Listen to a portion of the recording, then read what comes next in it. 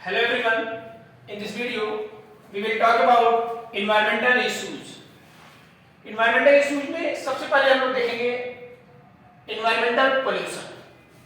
Environmental pollution में सबसे पहले आपका दिया हुआ है pollution की definition. क्या दिया है कि pollution is any undeniable change in physical, chemical or biological characteristics of air, land, water or soil.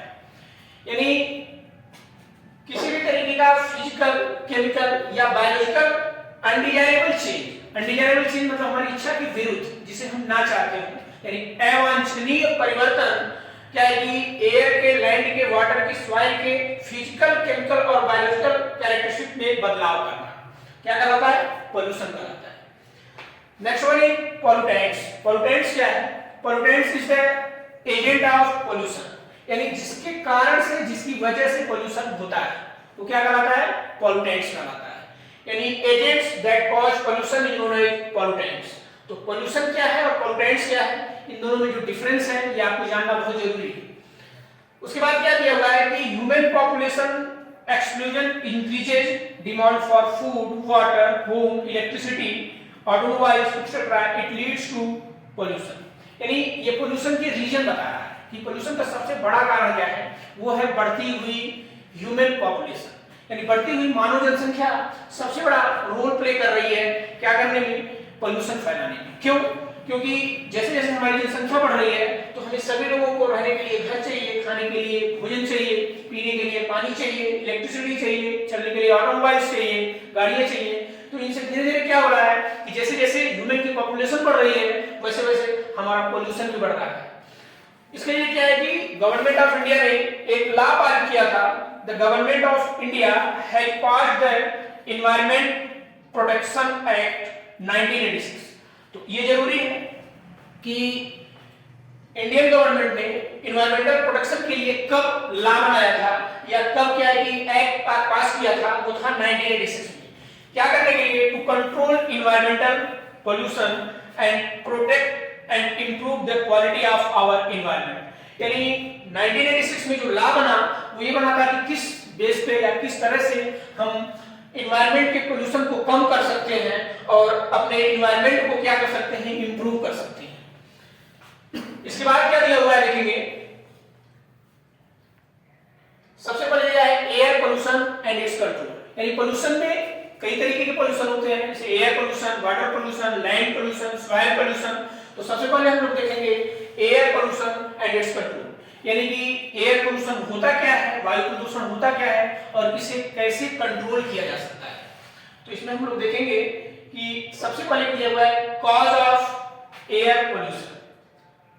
Cause of air pollution में हम देखेंगे कि सबसे पहले क्या, particulates and gaseous air pollutants form smokestacks of thermal power plants, smelters etc. Particulates matter जो होते हैं और gaseous air pollutants from smokestacks of thermal power plants, यानी thermal power plant से जो भी क्या है कि smokestacks निकल रहे हैं, जो भी धुएं निकल रहे हैं, ये सबसे बड़े रीजन है जो हमारे एयर पोल्यूशन के। उसके बाद देखेंगे कि पोल्यूटेंट्स फॉर ऑटोमोबाइल्स। तो ये पोल्यूटेंट्स जो है ये ऑटोमोबाइल से भी सबसे ज्यादा निकल रहे हैं। आगे की बात अगर हम करें यहाँ पे कि according to central pollution control board CPCB, इसका फॉर्म जानना भी जरूरी है कि सेंट्रल पोल्यूशन कंट्रोल बोर्ड के according particulate size of less than 2.5 micron metre in diameter causes greatest harm to human health. यानी ये जो साइज दी हुई है particulate size less than 2.5 micron metre in diameter में है, ये क्या है? सबसे ज्यादा रोल प्ले कर रहे हैं ह्यूमन हेल्थ के लिए। ये एयर पोल्यूशन में इनका सबसे ज्यादा रोल है। आगे देखेंगे harmful effect of air pollution. Harmful क्या क्या हानियां हैं, क्या क्या नुकसान है एयर पोल्यूशन से। तो इसमें हम लोग ध्यान देंगे कि जो दिया हुआ है harmful effect of air pollution में particulates cause respiratory problems, irritation, inflammation, damage to lungs and premature death. यानी एयर पोल्यूशन से क्या क्या हार्म हो रहा है, क्या क्या नुकसान हो रहा है। तो पार्टिकुलेट्स जो क्या है कि वो हमारे रेस्पिरेटरी प्रॉब्लम यानी हमारे रेस्पिरेशन में तमाम तरीके की एम्फाइसीमा जैसे डिजीज क्या है कॉज हो रही है, इरिटेशन हो रहा है, inflammation and damage to lungs, lungs में क्या है कि इन्फ्लेमेशन हो रहा है जिसके कारण लंग्स क्या है कि खराब हो रहे हैं, डैमेज हो रहे हैं, और प्रीमेच्योर डेथ यानी क्या है कि मैच्योर यानी कोई भी जो ह्यूमन है वो मैच्योर होने के पहले ही डाई हो जा रहा है यानी उसकी डेथ हो जा रही है। Next one is reduction in growth and yield of crops and premature death of plant. Human के केस में नहीं, प्लांट के केस में भी एयर पोल्यूशन का बहुत बैड इफेक्ट है, इसका भी यानी प्लांट पे भी बहुत हार्मफुल इफेक्ट इसका पड़ रहा है। क्या हो रहा है कि reduction in growth and yield of plant यानी जो ग्रोथ है प्लांट की वो पूरी तरीके से नहीं हो पा रही है, और जो एल्ड होनी चाहिए, जो पैदावार होनी चाहिए, उसमें भी कमी देखी गई है। और प्लांट के केस में भी प्लांट भी मैच्योर होने के पहले क्या है कि उनकी डेथ हो जा रही है यानी वो खत्म हो जा रहे हैं। आगे क्या दिया हुआ है, air pollution and it's control. Air pollution और कंट्रोल के बारे में क्या है कि यहां पे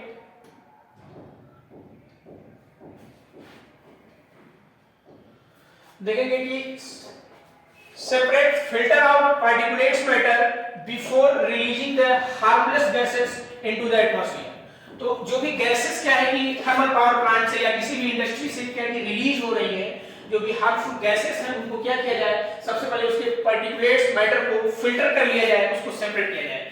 यानी जब थर्मल पावर प्लांट से या किसी भी इंडस्ट्री से जो पार्टिकुलेट्स मैटर्स आएंगे चाहे स्मोक स्टैक्स से, उन सबके एनवायरनमेंट में आने के पहले क्या है कि अगर उनको फिल्टर कर लिया जाएगा तो वो सब एनवायरनमेंट में नहीं आएंगे, और एनवायरनमेंट में जब नहीं आएंगे तो इससे क्या है कि हमारा एनवायरनमेंट कंजर्व रहेगा, प्रोटेक्टेड रहेगा।